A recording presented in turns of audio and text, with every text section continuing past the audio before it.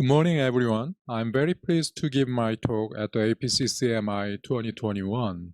I appreciate the organizing committee for invitation. Since it was first discovered in 2012, MERS has mainly occurred in the Middle East. In particular, most cases of human-to-human transmission, including hospital-acquired outbreaks, have been reported in Saudi Arabia, although a small number of secondary infections from imported cases have been reported in several other countries. Korea is the only country where a large-scale outbreak occurred. Korea is not, of course, a country adjacent to the Middle East, nor is it a region where dromedaries live. However, it became the country with the most reported cases of MERS after Saudi Arabia. Hospital outbreaks of MERS that have been reported from Saudi Arabia, an endemic country, have been usually caused by delayed diagnosis of pneumonia due to renal or cardiac failure. However, the MERS outbreak in Korea, which started from one Korean man who had traveled to the Middle East in 2015, was caused by a series of clusters in hospital transmission, but very complex factors were involved. In other words, it was not simply caused by the delay in the diagnosis of the first patient. Over 2 to 3 months, 186 people were infected, resulting in 38 deaths, and unfortunately, about half of those cases were infected in the emergency room of the Samsung Medical Center. However, paradoxical facts are that it was Samsung Medical Center that suspected MERS of the first patient, isolated him in the emergency room, and requested a confirmatory test to the Korea CDC so that he could be diagnosed. At SMC, extensive contact tracing was implemented, and there was no case of secondary infection from this first case. Then, what had happened to the SMC, which is a big tertiary care hospital with a good reputation? A 68-year-old man was hospitalized for pneumonia at another hospital, but worsened and was transferred to the ER of the SMC. And this was written on the first line of the present list of the medical record, written by the first-year resident of the internal medicine. Recent history of the travel to Saudi Arabia. The infectious disease physician reported to the infection control department considering the possibility of MERS. The patient was isolated in a single room in the ER, and the medical staffs were instructed to wear appropriate protective equipment, including N95. However, during repeated re-interviews with the patient, he denied travel history to Saudi Arabia and said that he had only been to Bahrain. We asked to the KCDC to test for MERS, but at that time, there had been no MERS reported in Bahrain, so the request for testing was not immediately accepted because it did not meet the KCDC's definition of a suspected MERS case. But our team at the SMC still suspected MERS and maintained isolation almost 2 days, and after several requests to the KCDC, the test was eventually performed and confirmed as MERS. It was quite a while later that the visit to Saudi Arabia and the UAE were confirmed. The patient had been lying for personal reasons.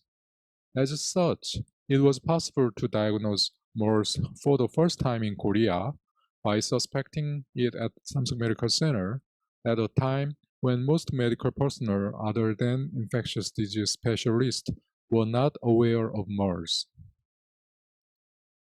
7 days after the onset of symptoms, he was isolated at the ER of the SMC, and the time duration he received treatment without isolation at the SMC, he visited twice, was 10 hours in total, 5 hours on the first day, and another 5 hours on the second day.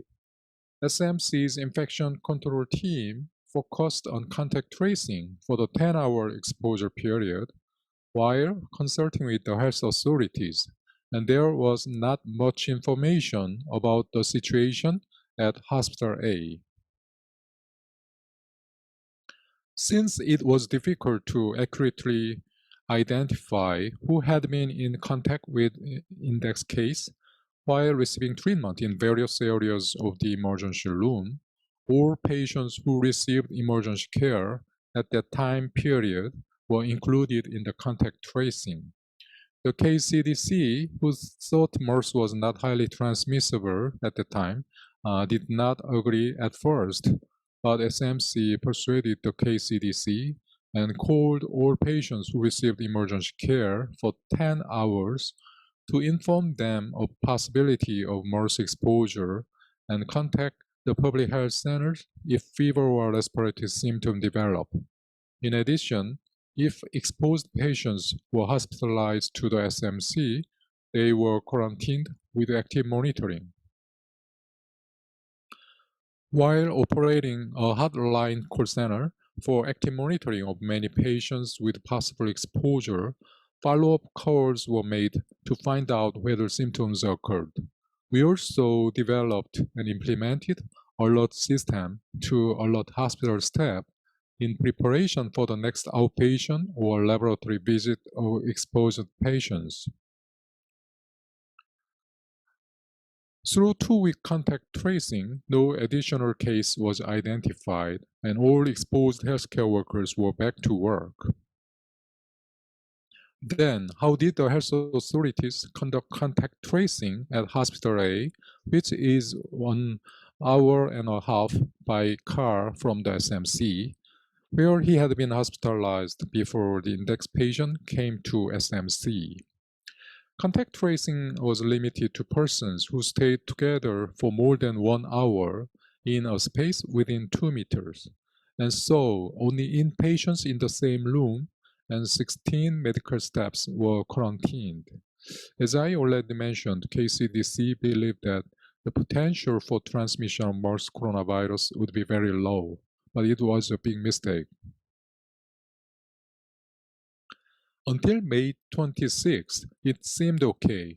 The second confirmed case was the wife of the index case. The third was the patient who had shared the same 2-bed room in Hospital A. And the fourth case was the daughter of the third case. The fifth was the healthcare worker of the other primary clinic who had cared the index patient before being hospitalized to Hospital A. But the situation changed dramatically since May 28, when number 6 case was identified in Hospital A. This patient had stayed in the different room of the same floor. Subsequently, many cases were confirmed explosively. All of them were beyond the range of the initial contact tracing and were already discharged from that hospital. It was the beginning of the MERS tragedy in Korea. Unfortunately, one of those who were discharged from Hospital A beyond contact tracing was already getting medical services at the emergency department of the SMC. That patient is case 14, who would become the terrible super spreader. He was a 35-year-old man with pneumonia admitted to Hospital A. During the stay in Hospital A, he was hospitalized in the same ward as index patient for 2 days, but was discharged without any knowledge that he might have been exposed to MERS. On May 25, he was moved to the Hospital B, which is near Hospital A, with no improvement in pneumonia.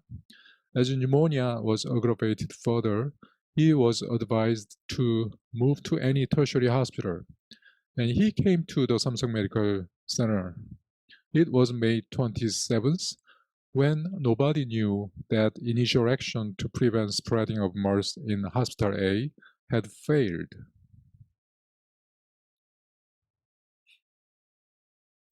He had to stay and be managed at the emergency department for 2.5 days, waiting for admission to the pulmonology department of the SMC. On the third day, he was notified from the KCDC about possible exposure to MERS index patient at Hospital A. The patient was immediately isolated and expanded crisis response committee chaired by the president of the hospital was activated, and he was confirmed as MERS. This shows the floor map of the ER. During 3 days, number 14 case stayed at 3 different locations. Firstly, staying at the Zone 2, where the patients sit on the chairs, moving to Zone 3, where the beds are separated by the curtains, and finally moving to Zone 4, where the patient waiting for admission to wards. So Zone 2 was the most dangerous area for him to be able to transmit the MERS coronavirus to others. He was given the mask to wear by the nurse because he coughed frequently, but CCTV analysis later showed he took his mask off so often and actually wandering around many locations. The number of persons for contact tracing for case 14 was much higher than that for index case. Moreover, the contact tracing for the index patient had not yet been completed, and as some of the contacts of case 14 developed fever or diagnosed as MERS early, within 2 to 3 days, the infection control team had no choice but to work without sleeping for several days, so they were knocked down. 82 cases were infected by case 14 during the stay at the emergency room of the SMC. Patients 40%, family or visitors 50%, and healthcare workers 10%. Actually, prevention was not possible because the infection had already spread before being isolated after being notified of possible exposure to MERS at Hospital A. And this is a diagram showing how the MERS outbreak in Korea was expanded from patient to patient through hospitals. Index case is shown at left upper corner, and case 14 is at the right. The 5 patients, including case 14 X16, who were discharged from Hospital A without any restriction between contact tracing, brought about subsequent clusters in many different hospitals. And importantly, we can identify the super spreaders. Besides the index case, number 14 at the SMC and number 15 and 16 at other hospitals, and also number 76 infected from case 14. All those transmission occurred in healthcare settings. And unfortunately, the biggest outbreak occurred at the SMC. Genomic sequencing studies of MERS coronavirus obtained from the cases in Korea have shown homology with the strains originating from Saudi Arabia. However, an unexpected large outbreak at many healthcare institutions occurred in Korea, and it was possible due to the super spreading events. So super spreaders, including patient 0 and case 14, infected 83% of total cases, whereas 89% did not infect anyone. Multiple factors contributed to the MERS outbreak in Korea, which included lack of awareness, suboptimal infection prevention and control measures, crowded emergency rooms, doctor shopping, and Korean traditional customs of visitors and family members staying with patients. Overcrowding index at ER of the SMC ranked the fourth among all the hospitals in Korea in 2014. Many patients had to wait so long at ER to be hospitalized. Actually, it was common in big tertiary hospitals with good reputation in Korea at the time. Thus, the ER of those hospitals had been at high risk of transmission of contagious disease.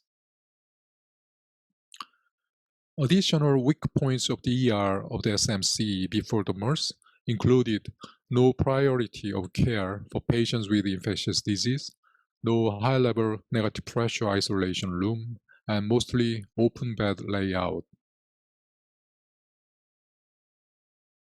What about the triage? Before the MERS outbreak, the triage of the emergency room was indoors, so it was difficult to prevent infection exposure early. Therefore, during the 2009 H1N1 influenza pandemic, a temporary triage was installed and operated outside. Similarly, during the MERS outbreak in 2015, a temporary triage was installed outside. However, as the MERS epidemic ended in 2015, the SMC built a new building with a triage and negative pressure isolation rooms outside the emergency room. The triage has been in operation 24 hours, 7 days since August 2015 to screen patients with possible highly infectious disease. In fact, all patients with fever or suspected pneumonia are being isolated in this facility before entering the ER. This facility has a total of 11 negative pressure isolation rooms equipped with the anteroom and individual toilet, and the portable X-ray machine for exclusive use of this facility is also equipped. In order to respond to the current COVID-19 pandemic, an external clinic for collecting samples for COVID-19 PCR has been temporarily installed and operated on the lawn right next to the parking lot.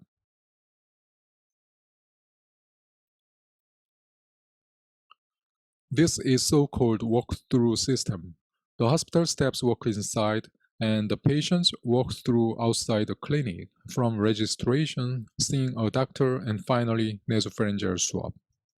And this photo shows inside the clinic, positive pressure is maintained to protect the steps.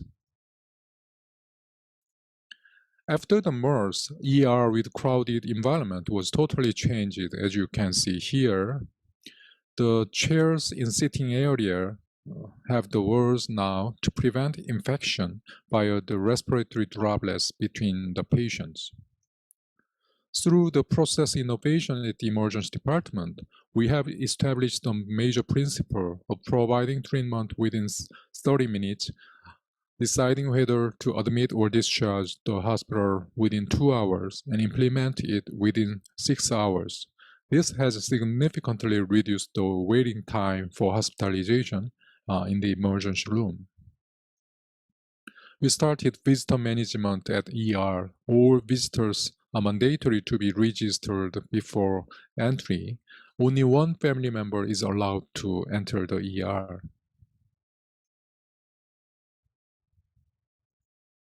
At the beginning of the MERS outbreak in Korea in 2015, the confirmed patients were transferred to the national designated hospitals.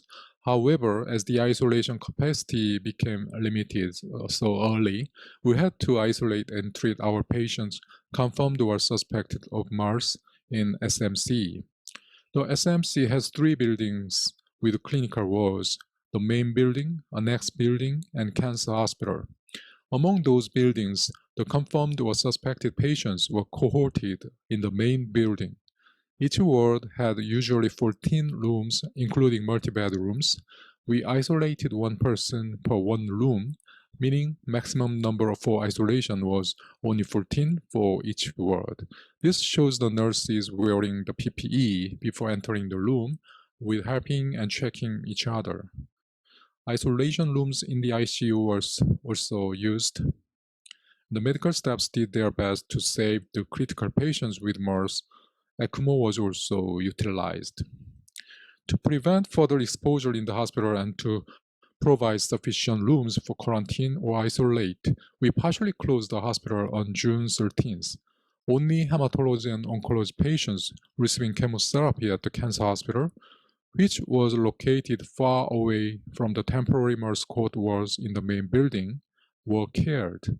In fact, it was almost impossible to transfer our inpatients out to the other hospitals that had panic and worry about the possibility of MERS transmission.